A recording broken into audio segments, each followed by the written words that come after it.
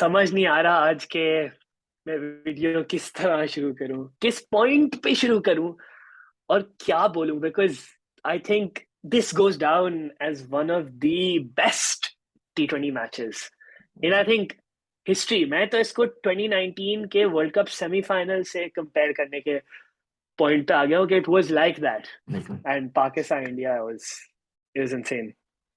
बिल्कुल, मैच तो काफी शुरू से जबरदस्त स्टार्ट हुआ। करें। और शुरू से आते मैं ही बोल रहा था जैसे हम करते हैं, तो let's dissect one by one जितने टॉकिंग पॉइंट्स हैं मैच के। तो पहली चीज तो आई थिंक जो स्टार्टिंग हाईलाइट थी वो ये थी कि इंडिया ने टॉस जीता, अपर हैंड मिला और उसके बाद उन्होंने फुली पावर प्ले को यूटिलाइज किया। I thought India in the power play was exceptional. I think जो पहले 6 ओवर थे ना, जिस तरह से अर्शदीप और भुवनेश्वर कुमार की कंट्रोल थी, मैं तो दाद देता हूँ कि शान मसूद और इफ्तिखार ने उसको मैनेज कर लिया। वरना मैं बताऊं मुझे क्या याद आता है। बोले, वन 1 for 4 इन ऑस्ट्रेलियन नहीं नहीं नहीं कंडीशन। नहीं, 1 for 4 नहीं। अगर तुम्हें याद हो, वो तो चलो 1 for 4 हमारी गलती थी। वो हाँ। भुवनेश्वर कुमार की पहली स्पेल जब हम इंडिया टूर करने गए थे और यस, हम जीरो फॉर सही। थ्री या 1 for 3 इस टाइप का कुछ हो गए थे। हो गए थे। भुवनेश्वर कुमार ने इसी तरह 3 विकेटें ली थी। बिल्कुल नहीं, जबरदस्त किस्म की। और आई थिंक आज जो इंडिया की 2021 के मुकाबले में परफॉर्मेंस में डिफरेंस था वो ये था कि आज वो लोग प्लान के साथ आए थे, बैट्समैन टू बैट्समैन, तो मैचअप काफी बिल्कुल। अच्छे थे उनके। Exactly starting with what Arshdeep did was basically following Shaheen footsteps with a right hander, Babar को ऐसा आउट किया। एग्जैक्टली। रिजवान के जो दो शॉट्स हैं उनको बहुत रिस्ट्रिक्ट रखा, बॉडी में बॉल कराते रहे। बिल्कुल बहुत जबरदस्त। एंड देन शान को किसी भी पॉइंट पे विट नहीं दी, बिकॉज शान is very good on the of side, उसको हमेशा पैड्स पे और उसकी बॉडी पे बॉलिंग कराई। आई थिंक इंडिया ने अप फ्रंट प्लान पूरा वर्कआउट कराया अपना। आई थिंक प्लान पूरा वर्क किया था। I think it was very impressive the way India came and लेकिन यहाँ पे I think as much as India was impressive, I think जो पाकिस्तान के लिहाज से अगर हम बात करें तो आई थिंक जो हम फाइट अब पुट कर रहे हैं गेम्स में, I think that is commendable. Because previously in world cup tournaments अगर if we lost wickets early तो हम बिल्कुल ही जो है ना लो हो जाते हैं। जो बिल्कुल। इफ्तिखार ने इनिंग खेली जिस तरह, आई थिंक जो अक्षर पटेल का ओवर था 21 रन, उसके बारे में बिल्कुल। क्या ख्याल है।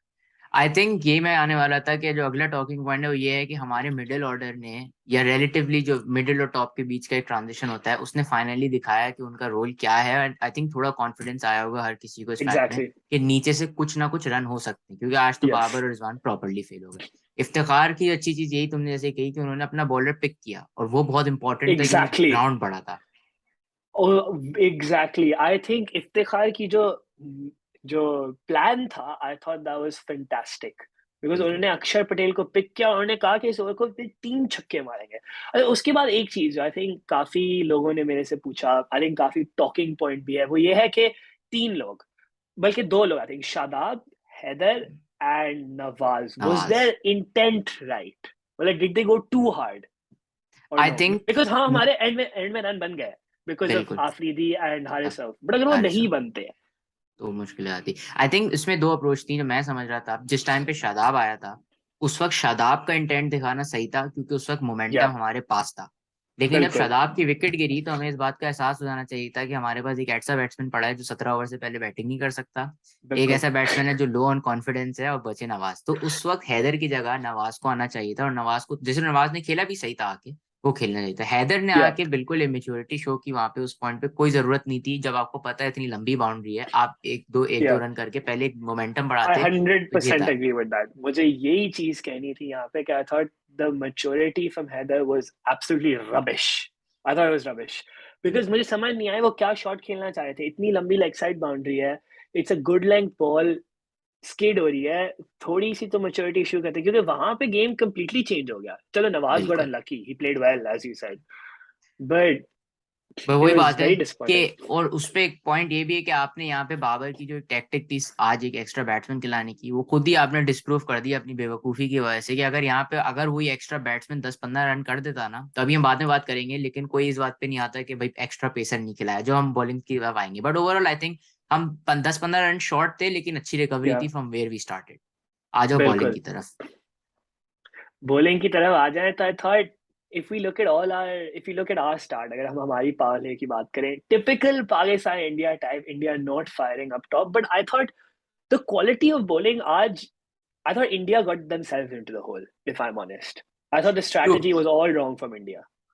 ट्रू। आई थिंक प्रॉब्लम ये था कि शाहीन साइकोलॉजिकली इतना उनके साथ खेल चुका था कि even when exactly Shaheen was on song, तो शाहीन ने आज स्टार्ट की, मैं आज जो इनकी इनिंग्स नोट कर रहा था, Shaheen only click 140 in the fifth ball of his first over, उससे पहले 140 भी टच नहीं कर पा रहे थे, तो ही वाज ऑन सॉन्ग, लेकिन उनका फायदा नहीं उठाया। And then what Naseem did कि जब बॉल हिल नहीं रहा था इतना या ना उनको मूवमेंट मिल रही थी, तो उन्होंने सिर्फ डंडों पे कराना शुरू कर दिया, और वो है राहुल की वीकनेस। और आई थिंक वही बात थी कि I thought Rohit Sharma was extremely tentative today Shaheen के बिल्कुल। ऊपर।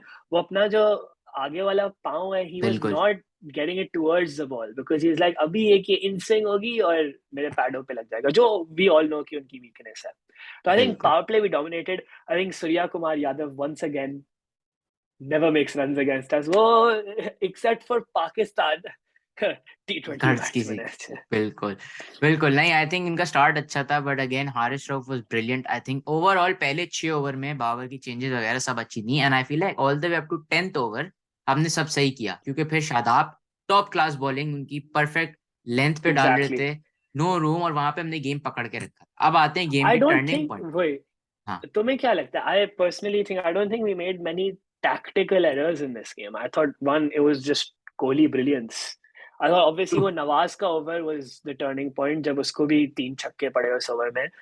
But do you think कि बाबर आजम की कोई कैप्टनसी में आज कमी थी या क्या थी? नहीं, ऐसा तो आई डोंट थिंक। अब वो तो जो आपने टीम खिलाई उसको आपको Yeah, बैक करना था, और आप वो जिस ओवर में नवाज को छक्के पड़े उसमें आप ये भी नहीं कह सकते कि नवाज ओवर नहीं डालते, क्योंकि अगर वो ओवर नहीं डालते बिल्कुल। तो फिर 2 ओवर बचते, और 15वें ओवर के बाद आपने देख Yeah. लिया नवाज इनफेक्टिव है, क्योंकि शादाब के पास फिर ज्यादा एक्यूरेसी कंट्रोल है, नवाज थोड़ा थोड़ा सा जो है उसमें मार खा जाता है। कुछ कुछ लोग ऐसे कह रहे हैं, कुछ लोग कह रहे थे कि जो नवाज का वो ओवर था आप उसको पहले दे देते और लास्ट ओवर में नहीं रखते, तो इस पे क्या ओपिनियन है?